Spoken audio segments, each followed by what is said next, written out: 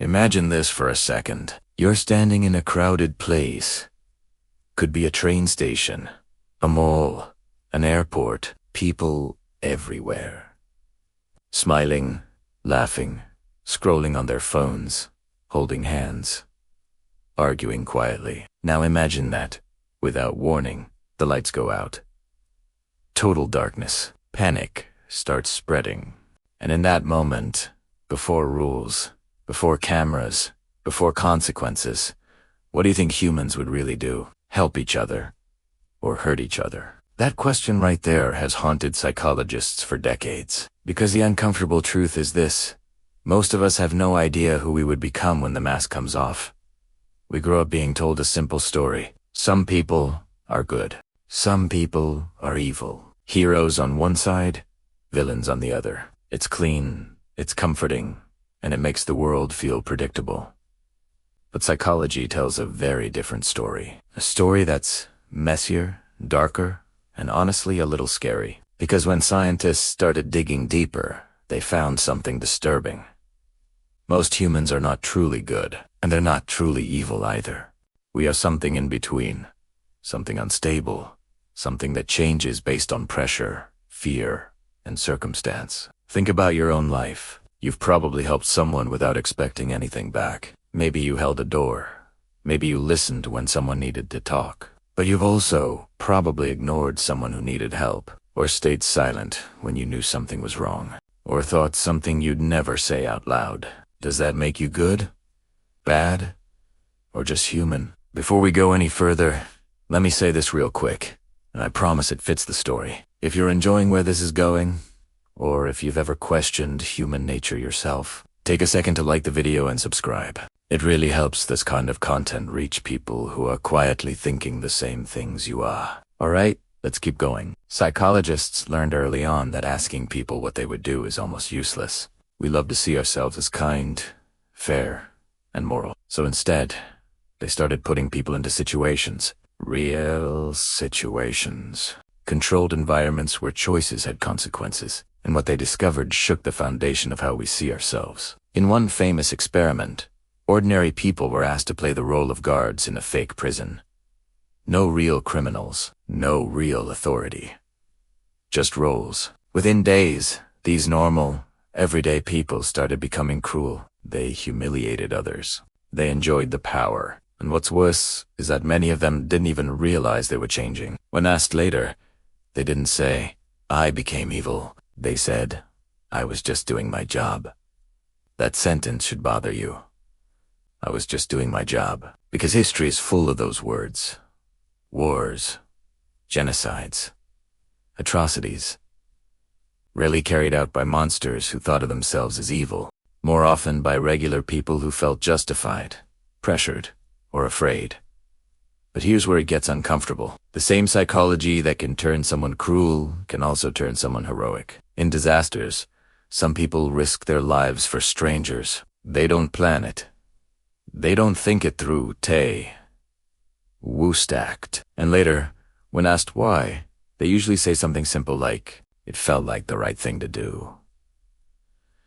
So, which one is real? The cruelty or the kindness? The answer psychologists landed on is unsettling both are real, and neither defines you permanently. Your brain is not wired for goodness or evil. It's wired for survival, for belonging, for avoiding pain and seeking safety. Morality often comes second. When you feel safe, supported, and seen, empathy flows more easily. When you feel threatened, ignored, or desperate, empathy shrinks. Sometimes it disappears entirely. That's why good people can do terrible things under the right conditions, and why people with dark pasts can still show incredible compassion. Context matters more than character in ways we don't like to admit. There's another truth most people avoid. We judge others by their actions, but we judge ourselves by our intentions. When someone else hurts someone, we label them. When we hurt someone, we explain Italiano stress. Bad day. They deserved it. I didn't mean it. This bias protects our self-image, but it also blinds us to who we really are. Deep down, most humans want to believe they're good. Not perfect, but decent. And that belief is powerful. It keeps society functioning, but it also creates denial, because admitting that you're capable of harm feels dangerous. It threatens the story you tell yourself every day. Here's a chilling thought. If you were born in a different place, under different rules, taught different beliefs from childhood, would you still be the same moral person you believe you are now? Psychology suggests probably not. Beliefs feel personal, but many of them are inherited, absorbed, normalized. This doesn't mean morality is fake. It means it's fragile, and this is where the idea of good versus evil starts to fall apart. Humans don't wake up as villains. They slide, slowly. One small justification at a time. One ignored feeling at a time. One "this doesn't really matter" at a time. But the same slide can happen in the other direction too. Someone who's been selfish can learn empathy. Someone who's been cruel can feel regret. Someone who's been passive can finally speak up. Change doesn't require becoming a new person. It requires being placed in a new environment or seeing the world through a different lens. Right now, as you're listening to this, your brain is probably trying to categorize, trying to decide what kind of person you are. That urge itself is part of the problem, because humans are not categories.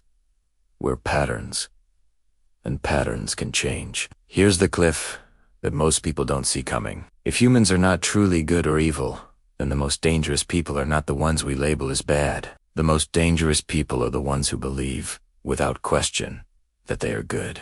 Because when you believe you're on the right side, you stop questioning yourself.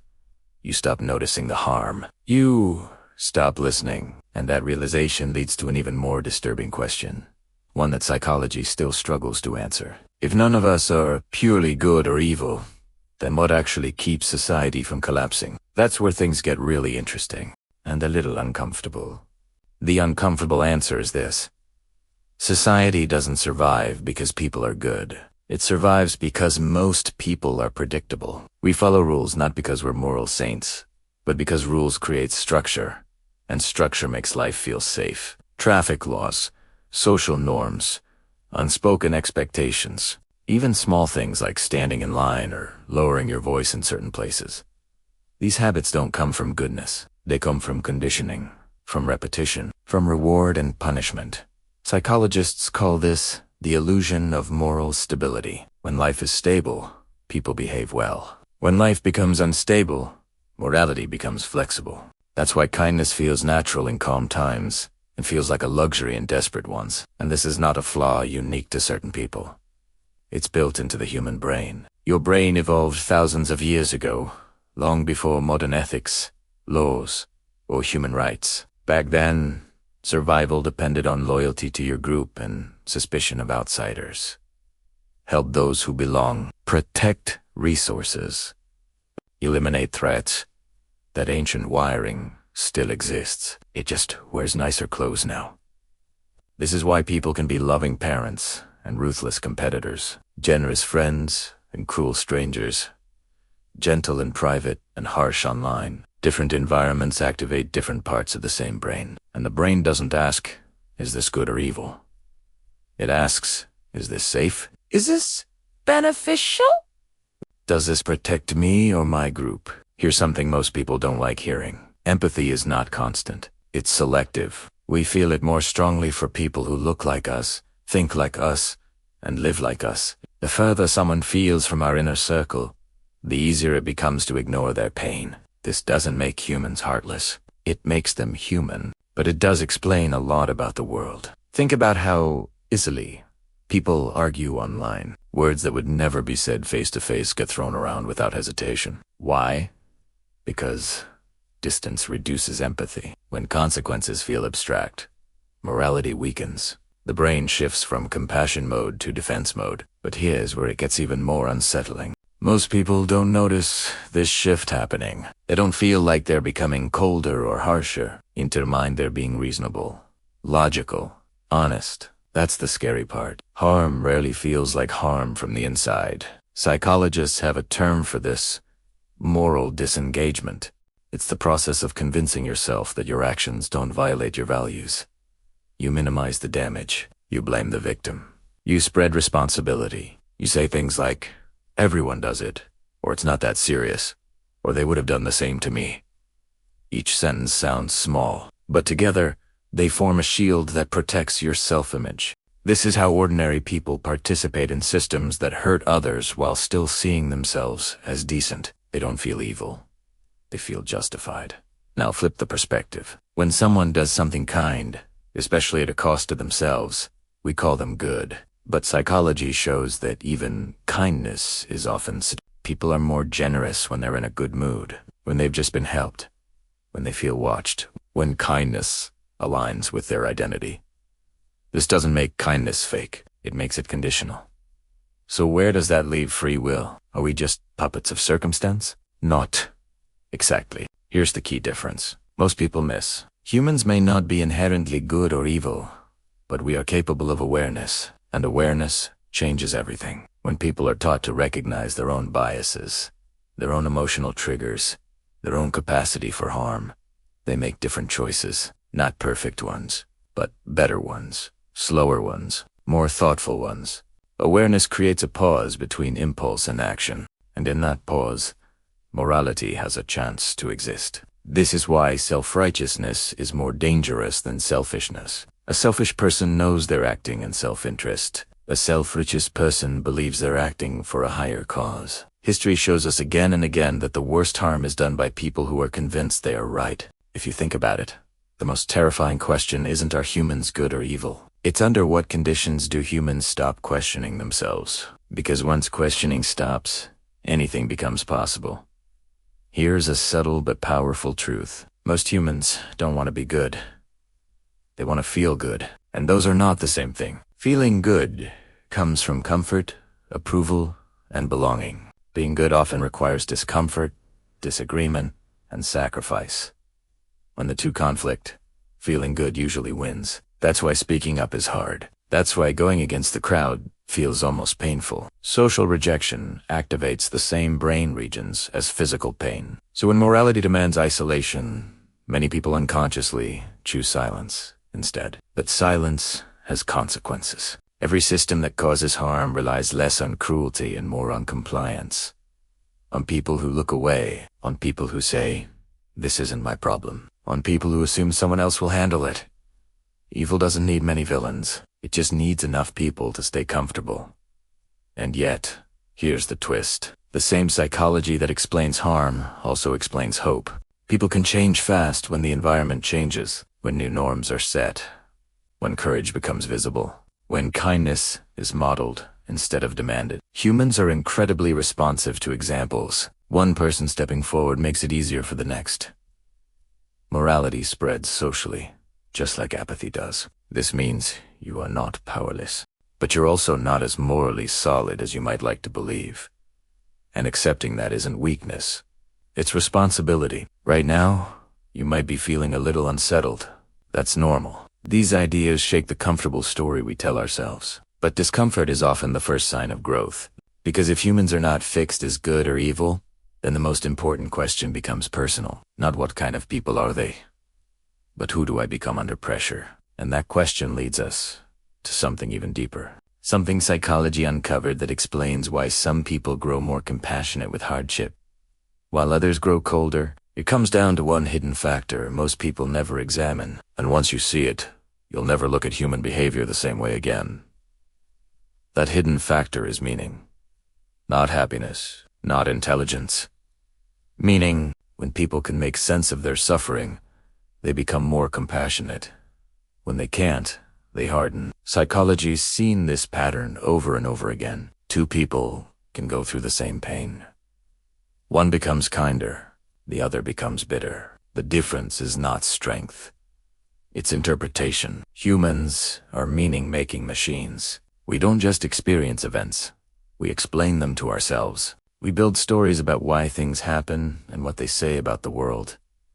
And those stories quietly shape our morality. If someone believes the world is fair, they tend to blame victims. If someone believes the world is cruel, they tend to justify cruelty. But if someone believes the world is complex, they're more likely to respond with understanding. That belief doesn't come naturally. It's learned.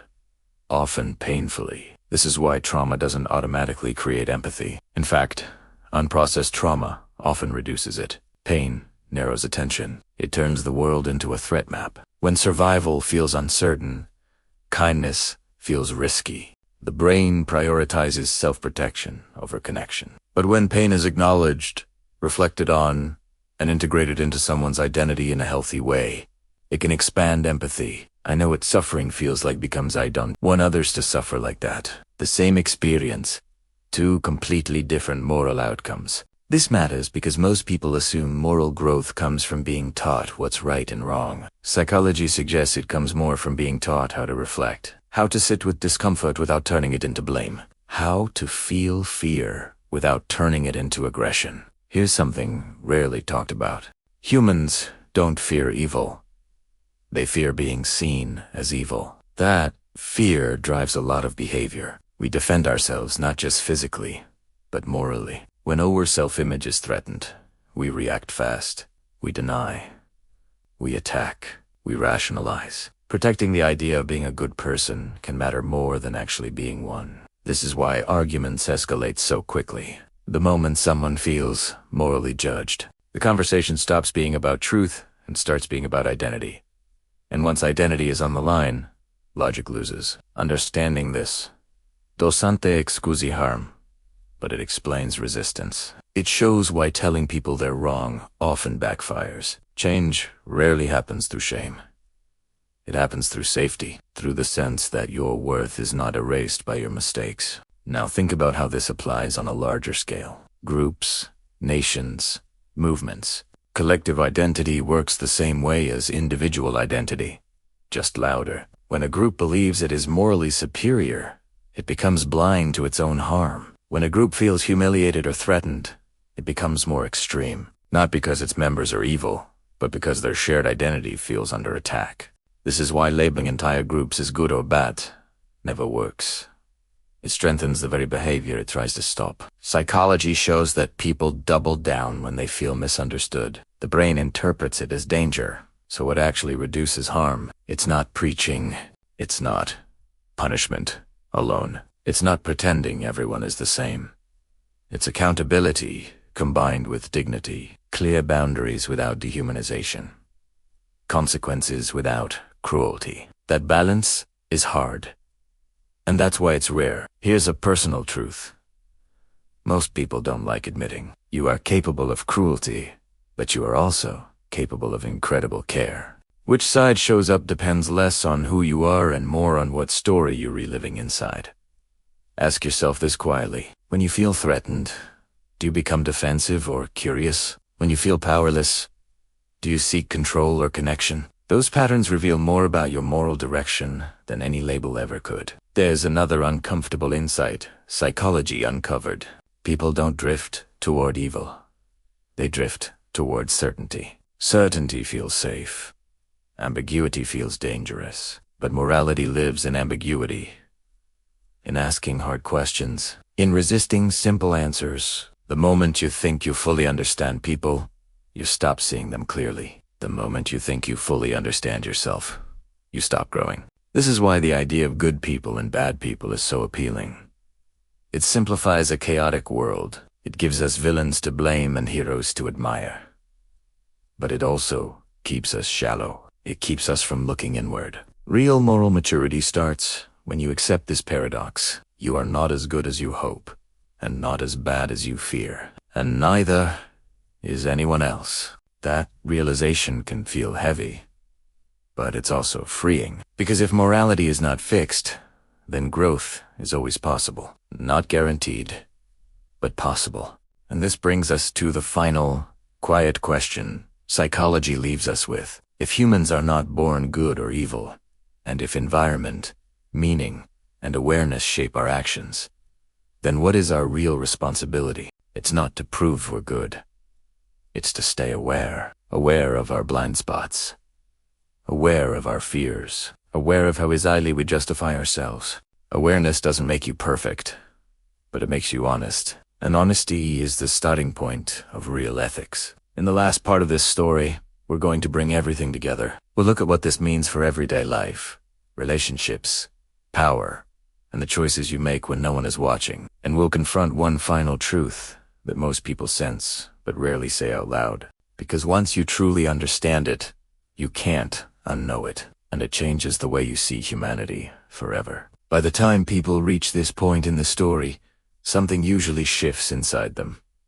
Not loudly, not dramatically, just a quiet awareness, a realization that judging humans as good or evil was never the full picture, that the real battle has always been happening somewhere less visible, inside everyday choices. Because morality doesn't usually show up in big, heroic moments. It shows up in small, private ones. In how you speak when you're tired, in how you treat someone who can't give you anything back, in what you do when no one is watching and no one is keeping score. Psychology shows that power doesn't reveal character, it amplifies it. Give someone control, and whatever is unresolved inside them gets louder. Insecurity becomes dominance. Compassion becomes protection. Fear becomes aggression. Power doesn't create evil. It removes friction. This is why systems matter so much. Rules, incentives, cultures, leadership. Not because people are weak, but because people are adaptable. We rise or fall to the level of what's rewarded and what's tolerated. When kindness is costly and cruelty is efficient, cruelty spreads. When accountability is fair and humanity is protected, people soften. And here's the part that's hard to accept. You don't get to opt out of this. Even doing nothing is a form of participation. Silence shapes outcomes. Comfort votes for the status quo. The world we live in is not just built by loud actions, but by quiet inaction. That doesn't mean you're responsible for everything. It means you're responsible for your sphere, your tone, your influence, your choices. Psychology doesn't ask you to save the world. It asks you to notice where you shrink, where you justify. Most people want to believe they do the right thing in extreme situations. But the truth is, extreme situations are built from ordinary moments.